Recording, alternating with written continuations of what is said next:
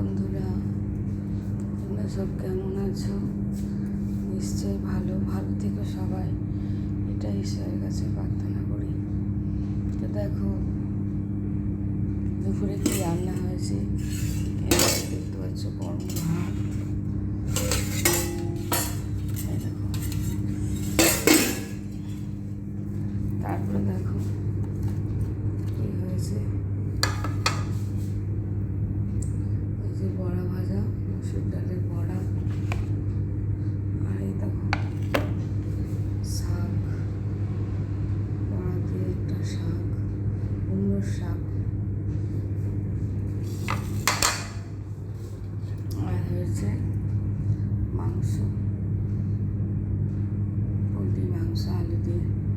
আজকে এটাই রান্না হয়েছে, আর কিছু হয়নি বন্ধুরা।